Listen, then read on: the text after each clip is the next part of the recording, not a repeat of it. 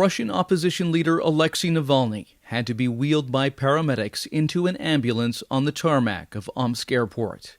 The plane made an emergency landing in the Siberian city after the 44-year-old anti-corruption campaigner became violently ill from suspected poisoning.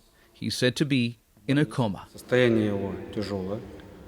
Находится на аппарате искусственной вентиляции легких, но состояние его стабильное. Естественно, отравление рассматривается как одна из возможных причин ухудшения состояния.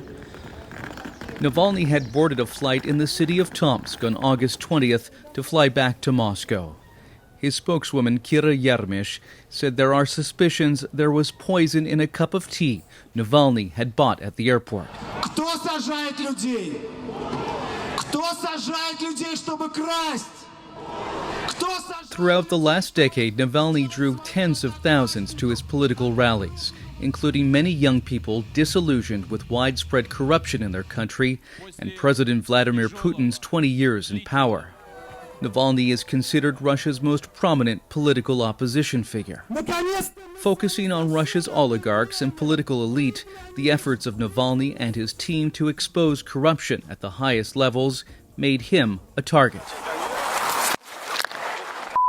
In 2017, he was sprayed with a green antiseptic dye called Zelyanka that left chemical burns on one of his eyes. Может быть, в Кремле считают, что я с зеленым лицом не буду записывать видеоролики, но я их точно буду записывать, потому что меня посмотрят еще больше людей, и меня это совершенно точно не остановит. A lawyer by training, Navalny founded Russia's Anti-Corruption Foundation, which was often raided by police. He and his supporters produced documentaries that got millions of views on social media. In January, they published a report on Russia's new Prime Minister, Mikhail Mishustin, investigating the sources of his alleged massive wealth. Мы собирали досье на Мишустина аж с 2015 года. Почему? Потому что всегда знали, что он вор и коррупционер. У нас есть все документы со всеми фамилиями и со всеми доказательствами. И сейчас мы расскажем вам, кто же стал вторым человеком в России.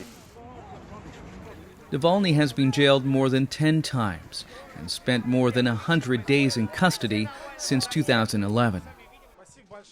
He announced he would challenge Putin in the 2018 presidential election, but criminal convictions, widely seen as politically motivated, made him ineligible to run for office.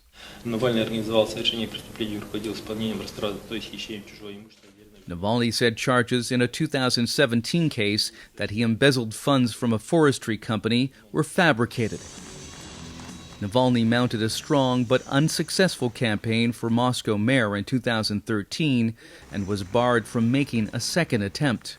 In the case of Navalny versus Russia. But in 2018, Navalny won a symbolic battle against the Russian government at the European Court of Human Rights, where he challenged his repeated arrests. The European Court recognized that it was a political motivated arrests and prosecution, which is very important not just for me but for other people all over Russia who are arrested every day.